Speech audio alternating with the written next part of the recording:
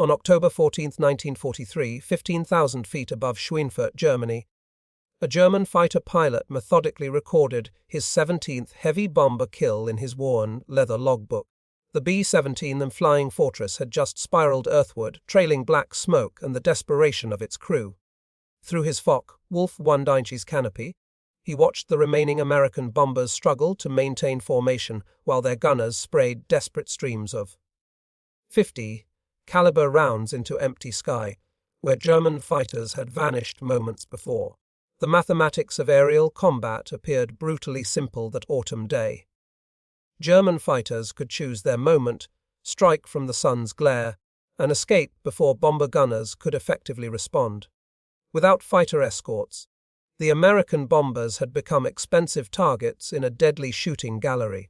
Of the two 91B, 17 Flying Fortresses that had crossed into German airspace that morning, attempting to destroy the ball, bearing factories at Schweinfurt, 60 would never return to England, with another 17 so badly damaged they would be written off upon landing.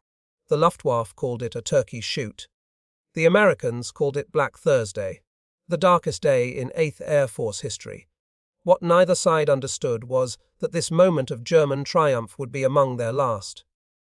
Within 4 months, everything would change with a completeness that would stagger both victor and vanquished. German fighter pilots of late 1943 had every reason for confidence. Veterans like Major Wilhelm, Ferdinand Galland and Major Walter Dahl had transformed bomber interception into a science of destruction, developing tactics specifically designed to exploit formation weaknesses through months of successful combat.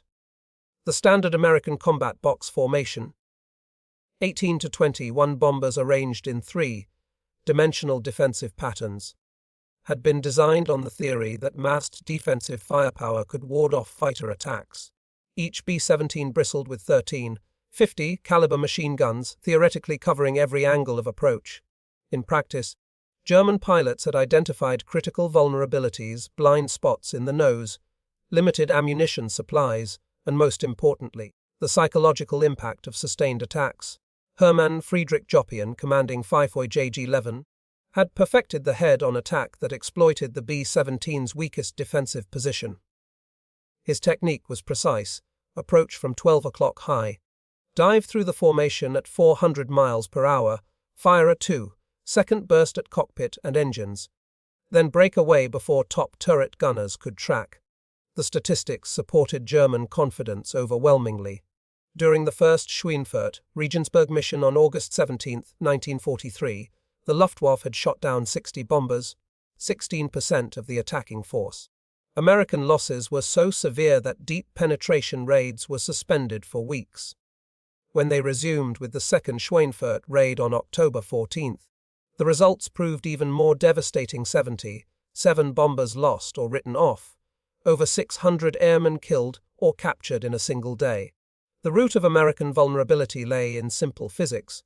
No Allied fighter in 1943 possessed the range to escort bombers deep into Germany. The Republic P-47 Thunderbolt, the primary American escort fighter, had a combat radius of only 375 miles with drop tanks, enough to reach the German border but no further. The twin-engine Lockheed P-38 Lightning could fly further, but suffered mechanical problems at high altitude in European cold, with engines failing and controls freezing. This limitation meant American bombers flew the most dangerous portion of their missions. Over the heart of Germany, completely alone, German fighters simply waited beyond Allied escort range, then attacked with concentrated force. Luftwaffe pilots called the point where Allied fighters turned back the golden moment. Yet even as German pilots celebrated their October triumph, the aircraft that would shatter their dominance was already taking shape in American factories. The P-51 Mustang's development had begun not as an American initiative, but as a British request. In April 1940, the British Purchasing Commission had approached North American aviation seeking additional P-40 fighters. Instead, North American proposed building an entirely new fighter in just 120 days. The result was the NA-73X, which first flew on October 26, 1940, a remarkable achievement in rapid development. Initially powered by an Allison V1710 engine, The early Mustang excelled at low altitude but struggled above 15,000 feet, precisely where bomber escort was needed. The transformation that would change the air war came from an unlikely marriage of American and British engineering. In April 1942, Rolls-Royce test pilot Ronald Harker flew an Allison-engined Mustang and immediately recognized its potential. The airframe was superb, aerodynamically cleaner than even the Spitfire. What it needed was a better engine. Harker proposed fitting the Mustang with the Rolls-Royce Merlin 61, the same two-stage supercharged engine that powered the latest Spitfires. The first Merlin-powered Mustang flew in October 1942, and the results were extraordinary. Maximum speed increased from 390 to 440 miles per hour. More importantly, performance above 20,000 feet transformed from marginal to exceptional. The service ceiling jumped from 31,000 to 42,000 feet.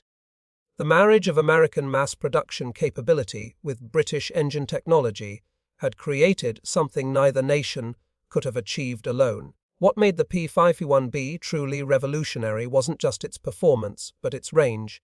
The secret lay in exceptional aerodynamic efficiency from its laminar flow wing, internal fuel capacity optimized for a lighter, more efficient airframe, and the ability to carry external drop tanks without severe performance degradation. The laminar flow wing maintained smooth airflow much further back along its surface than conventional wings, reducing drag by nearly 30% and translating directly into fuel efficiency. When 1-ton 8-gallon drop tanks were introduced in March 1944, the P-51B's combat radius stretched to 850 miles, enough to reach Berlin, engage in combat for 20 minutes, and return to England. No other single-engine fighter in the world could match this combination of range and performance. The 354th Fighter Group, nicknamed the Pioneer Mustang Group, received the first P-51Bs in November 1943, based at Boxted in Essex. They were immediately tasked with supporting 8th Air Force strategic bombing missions. The first P-51B combat mission came on December 1, 1943, a fighter sweep over Belgium and France.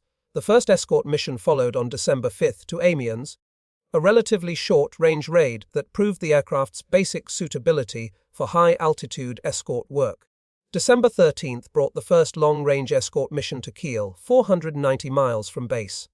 Previously impossible for Allied fighters. The psychological impact on both sides was immediate. German pilots intercepting what they expected to be unescorted bombers over northern Germany were shocked to encounter aggressive American fighters deep in Reich territory. German pilots initially mistook the P-51B for the P-47 at distance, expecting them to turn back at any moment. When the Mustangs continued east past the P-47's maximum range, confusion turned to alarm. Radio chatter intercepted by Allied intelligence revealed German controllers repeatedly asking their pilots to confirm fighter types and positions, unable to believe Allied escorts had reached so far into Germany. March 4, 1944 marked the watershed moment. 25,000 feet above Brandenburg, through scattered clouds below, the sprawling outline of Berlin was clearly visible. The capital of the Reich, the heart of Nazi Germany, the city that Hermann Göring had sworn would never see enemy aircraft. Above it, in perfect formation, flew 660 American heavy bombers. And surrounding them, weaving protective patterns, were scores of single-engine fighters bearing American markings. The first American fighter escort to Berlin represented more than a tactical achievement.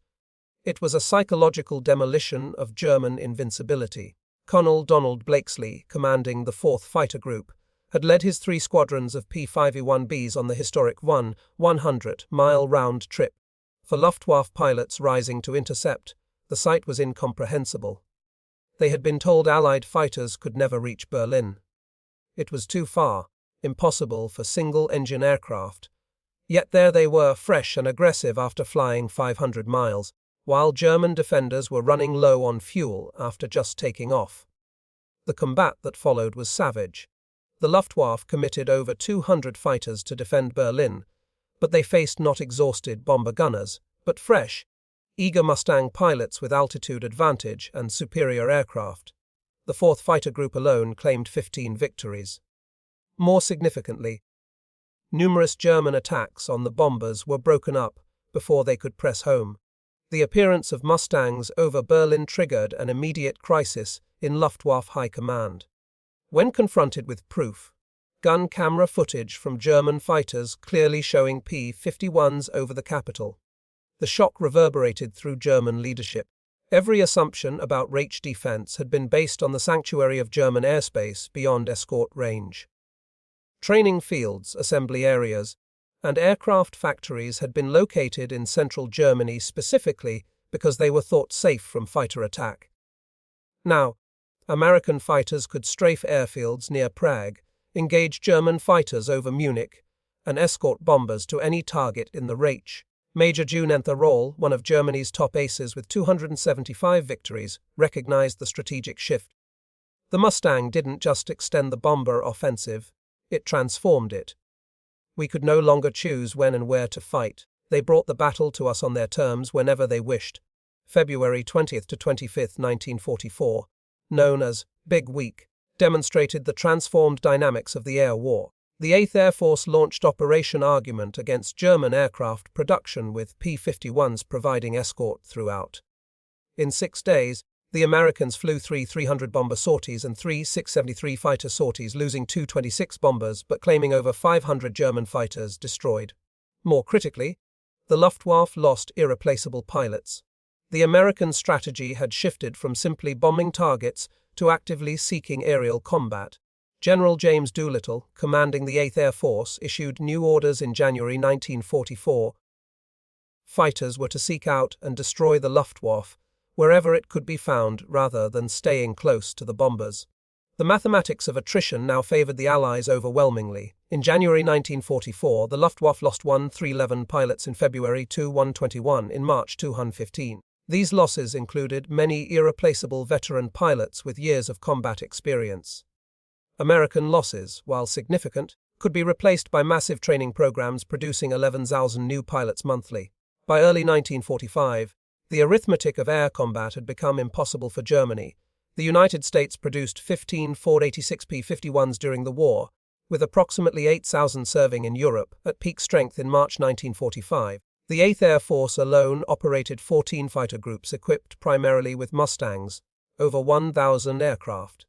Against this, the Luftwaffe could muster perhaps 300 to 400 serviceable fighters on any given day, scattered across the entire Reich. The transformation from German laughter at unescorted bombers to complete aerial impotence occurred with stunning rapidity.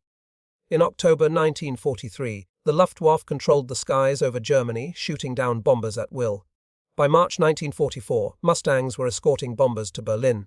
By June 1944, the Luftwaffe was combat ineffective. By April 1945, it had ceased to exist as a fighting force. This transformation wasn't gradual. It was catastrophic. The Luftwaffe didn't slowly decline, it collapsed. The appearance of Mustangs deep over Germany triggered a cascade of defeats, from which recovery proved impossible. Each lost pilot couldn't be adequately replaced. Each destroyed aircraft reduced training capability. Each successful escort mission emboldened Allied planners to strike deeper, harder, more frequently. Perhaps the Mustang's greatest achievement was psychological. It shattered the myth of German technological superiority, demonstrated American industrial capability, and proved that democracy could produce better weapons than dictatorship. German pilots who had laughed at American bombers in 1943 were by 1945 refusing to fly suicide missions against Mustang-escorted formations. In 1985, 40 years after the war's end, American and German fighter pilots met at a reunion in San Antonio, Texas. The conversations revealed the lasting impact of the Mustang on both sides. Colonel Clarence Bud Anderson, who flew 116 combat missions in Mustangs and scored 1625 aerial victories, sat across from Oberst Schweinfurt Roll, Germany's third highest scoring ace. Roll raised his glass and said, "To the P-51 Mustang, the fighter that won the air war. We had excellent aircraft, superb pilots, and were fighting over our homeland. But you had the Mustang, and that made all the difference." Former Luftwaffe General Johannes Steinhoff, his face still bearing scars from his Me-262 crash in April 1945, reflected, "We laughed at your bombers in 1943 because we could not imagine that America could produce a fighter with the range to escort them to Berlin. The P-51 Mustang taught us the danger of underestimating one's enemies. You ask when we knew the war was lost. It was that day in March 1944 when we looked up and saw Mustangs over Berlin. At that moment, every German pilot knew the truth: we had already lost. The P-51 Mustang didn't just win the air war. It shattered illusions, destroyed myths, and proved that technological superiority in war comes not from ideology, but from industrial capacity, international cooperation, and democratic innovation. The German pilots who survived never forgot the lesson. In memoirs, interviews, and reunions, they consistently identified the arrival of Mustangs over Germany as the moment they knew the war was lost. The transformation was complete, irreversible, and devastating. The laughter had become silence, and the P-51 Mustang had written its name across the skies of Europe as the fighter that ended the Luftwaffe's dominance and, with it, Nazi Germany's hopes for victory.